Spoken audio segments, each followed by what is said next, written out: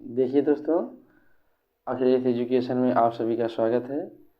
आज हम लोग बहुत चर्चित मुद्दे पे आज हम लोग अपना टॉपिक लेके आए हैं और टॉपिक का नाम देख रहे होंगे आप लोग, श्वेत समुद्रम परियोजना। श्वेत समुद्रम परियोजना हाल फिलहाल में थोड़ा धार्मिकता के मुद्दे से जुड़ा हुआ टॉपिक है, क्योंकि इसमें यहाँ पे जो राम सेतु है, इसको आदम ब्रिज के नाम से भी जानते हैं, इसके ड्रेजिंग के कारण और हाल फिलहाल में माननीय सुप्रीम कोर्ट के विचाराधीन और कई याचिकाओं के अंतर्गत यह मुद्दा बहुत संवेदनशील बन जाता है, खासकर तब जब अपने देश में हिंदू बहुसंख्यक हों और देश के आर्थिक विकास में यह योजना बहुत ज़रूरी है, जिसके लिए हमारे देश को काफ़ी ईंधन और समय की चुकाने की ज़रूरत पड़ती है। और आप लोग देखिए, ये श्वेत समुद्रम परियोजना किस प्रकार से हम लोग आज समझते हैं।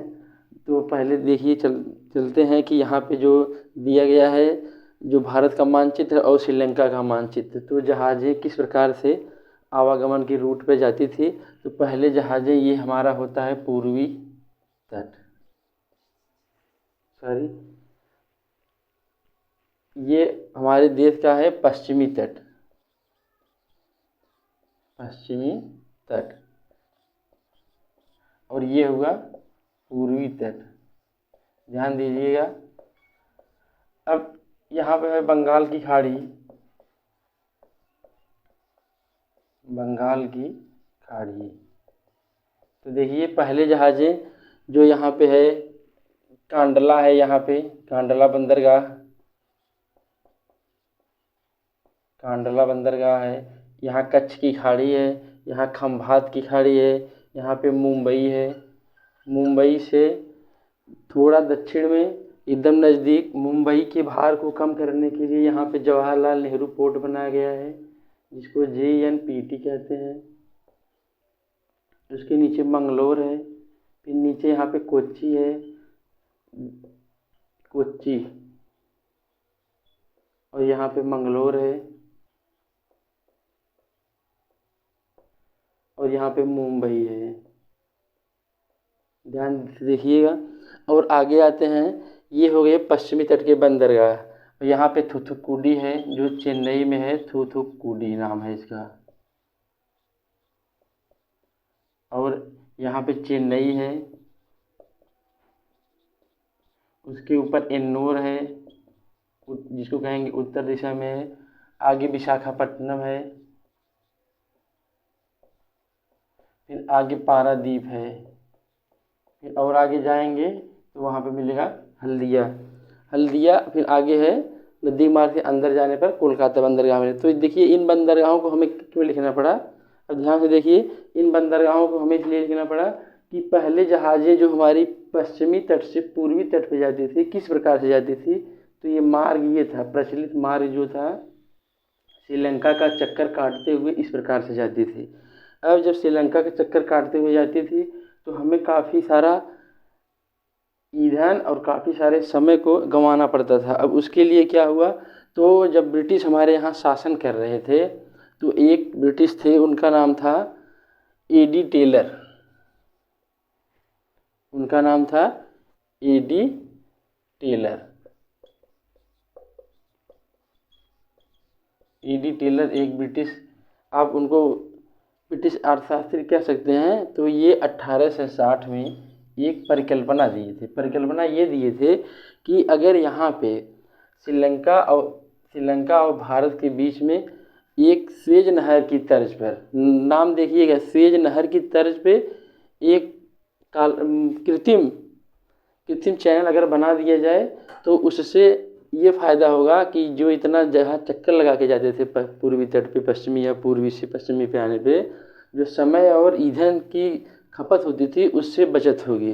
तो उन्होंने ये बताया कि अब उन्होंने जो मार्ग प्रस्तावित किया, उन्होंने ये बताया कि इस प्रकार से श्वेत समुद्रम को काटते हुए आप एक पुल बनाइए नहर, स्वेज नहर की तर्ज पे। तो ये प्रस्तावित हुआ, लेकिन ये बाद में योजना पड़ी रह गई। फिर बाद में हमारी सरकार द्वारा 2004 में प्रस्ताव पारित हुआ। उस समय तत्कालीन कांग्रेस सरकार थी, और जब ये प्रस्ताव पारित हुआ तो फिर पीएम द्वारा 2006 में इसका शिलान्यास हुआ, 6 में शिलान्यास। अब देखिए 2006 से शिलान्यास हुआ और वो जो प्रस्तावित रास्ता है किस प्रकार से है। अब यहाँ देखिए ये पाक की खाड़ी, इसको कहेंगे पाक की खाड़ी, यहाँ पे है मन्नार की खाड़ी और ये बंगाल की खाड़ी।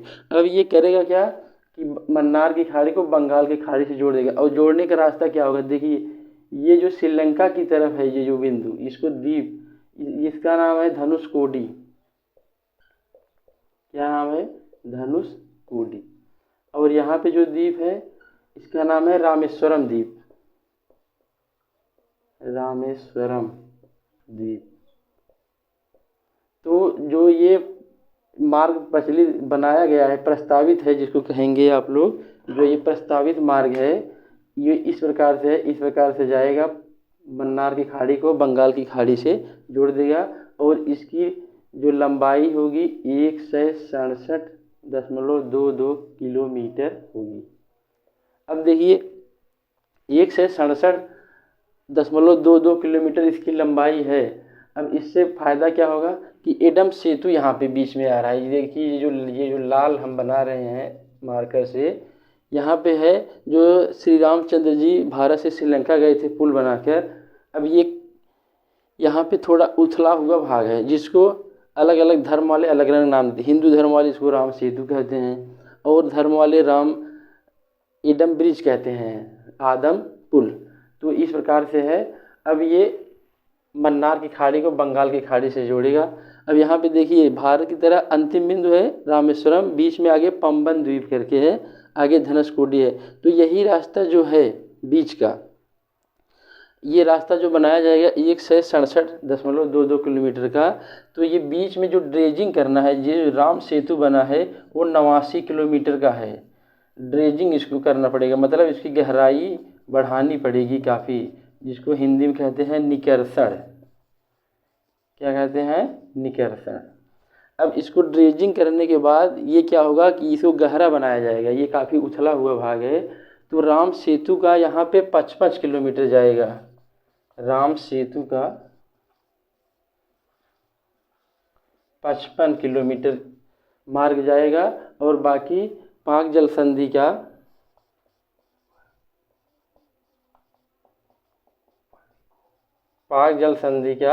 34 किलोमीटर। तो यही आप जोड़ेंगे 89 किलोमीटर आएगा। अब देखिए, अब आपको लेके चलते हैं कि किस प्रकार से ड्रेजिंग किया जाता है और उस ड्रेजिंग का फ़ायदा क्या है, क्यों ड्रेजिंग करने की ज़रूरत पड़ रही है और क्यों सुप्रीम कोर्ट में विभिन्न याचिकाएं डाली गई हैं जो बहुत संवेदनशील मुद्दा बना देती हैं इसको। देखिए अब यहाँ पे जो है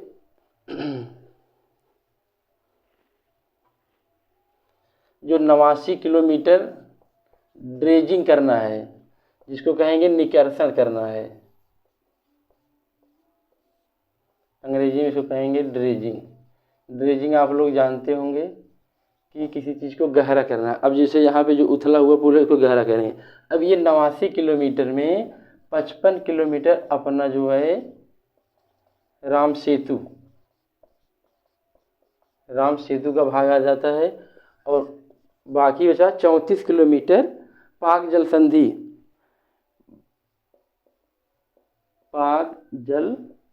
संधि वाला भाग आता है।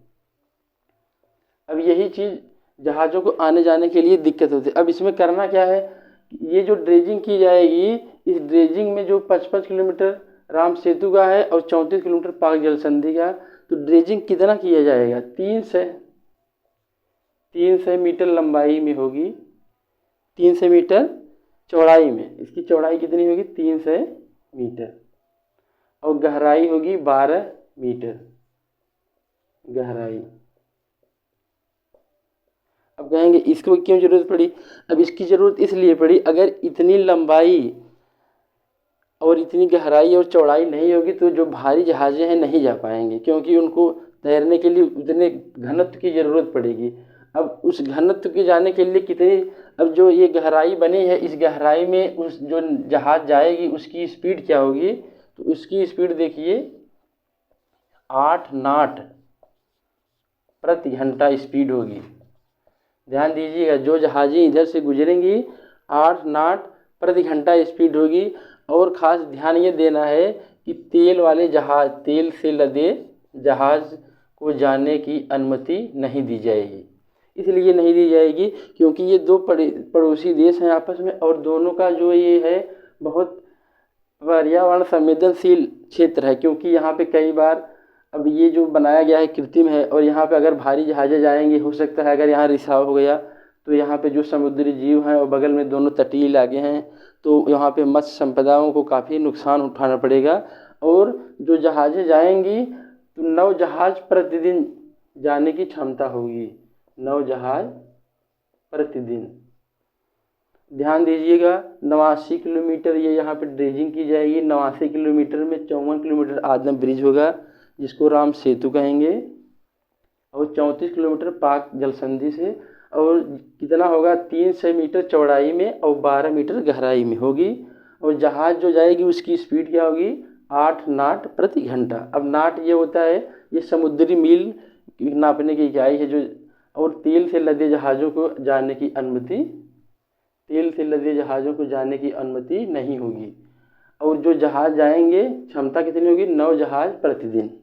ठीक, इतनी अनुमति दी जाएगी। अब ये मुद्दा आपको ये आ रहा होगा कि बीच में प्रश्न, आखिर इस सब की ज़रूरत क्या हो रही है। इस सब की ज़रूरत इसलिए हो रही है क्योंकि जो जहाज़ें यहाँ से पूरा चक्कर लगाते हुए ऐसे जाती हैं। अब अगर इस रास्ते से जाएगी जो प्रस्तावित मार्ग है, तो 784 किलोमीटर इतनी दूरी की बचत होगी। 784 किलोमीटर दूरी की बचत होगी, और प्लस 107 करोड़ रुपए पर वर्ष ईंधन की बचत होगी। अगर इतनी दूरी, और जो समय बचेगा लगभग 30 घंटे समय की बचत होगी। अब बताइए कि यहाँ पे 30 घंटे समय की बचत हो रही है, 107 करोड़ रुपए पर वर्ष बच रहे हैं, और साथ साथ दूरी 784 किलोमीटर, इतना चक्कर नहीं लगाना पड़ रहा है, और ये रास्ते आसानी से हो जाएंगे। अब बात ये है कि ये प्रस्तावित हो गया, फिर इतना फ़ायदा भी है, तो फिर हो क्यों नहीं रहा है इस पे काम। देखिए, इस पे काम इसलिए नहीं हो पा रहा है, यहाँ पे श्री राम जी यहाँ से गए थे श्रीलंका। ठीक, तो जो पुल बनाए थे श्रीलंका में जाने के लिए, अब ये धार्मिकता के आधार पे यहाँ पे जो है थोड़ी उथली हुई ज़मीन है, तो यहाँ पे हिंदू धर्म वाले बोलते हैं कि हमारा पवित्र स्थल है। यहाँ रामेश्वरम है जहाँ पे श्री राम जी भगवान शंकर को पूजा किए थे, उसके बाद तब आगे बढ़े थे पुल बनाने के लिए। ठीक, तो विभिन्न प्रकार की याचिकाएँ सुप्रीम कोर्ट में लंबित हैं, और जिस पे सुनवाई चल रही है। अब देखिए सरकार आगे क्या फ़ैसला लेती है। अगर जो भी फैसला लेगी देश हित में तो काफ़ी अच्छा होगा। ये प्रस्तावित मार्ग हो सकता है उसके अलावा और कोई विकल्प हो तो उसका भी रास्ता होगा। तो इस प्रकार से हम लोग, और ये जो टॉपिक है अगर एक बार न क्लियर हो तो इसको बार बार देखिएगा। ये श्वेत समुद्रम परियोजना जो इस प्रकार से बताई गई है, इसमें जो फैक्ट डाले गए हैं, देखिए इससे कहने को तो बहुत आसान है, प्रचलित रास्ता ये है और फिर बीच में से ये रास्ता प्रस्तावित है।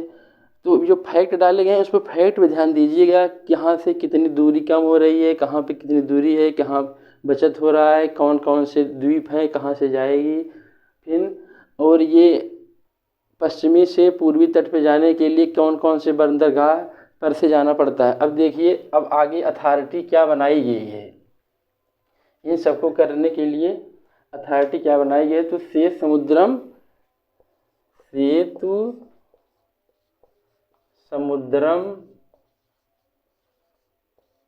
Ship canal project.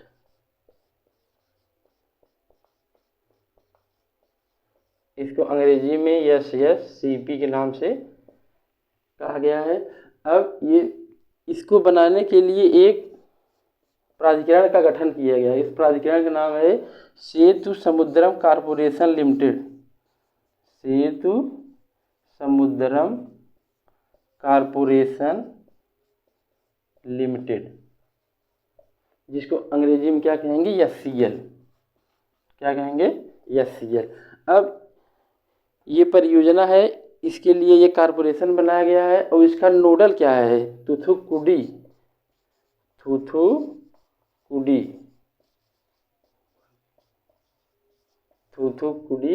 Port trust. क्या नाम है इसका, थूथुकुडी पोर्ट, ऊपर लिख देते हैं। इसके लिए नोडल जो बनाया गया है थूथुकुडी, यहाँ पे लिखते हैं थूथुकुडी पोर्ट। अब थूथुकुडी पोर्ट कहाँ है, तो एकदम दक्षिण में है, तमिलनाडु में है। ठीक, पोर्ट ट्रस्ट लिमिटेड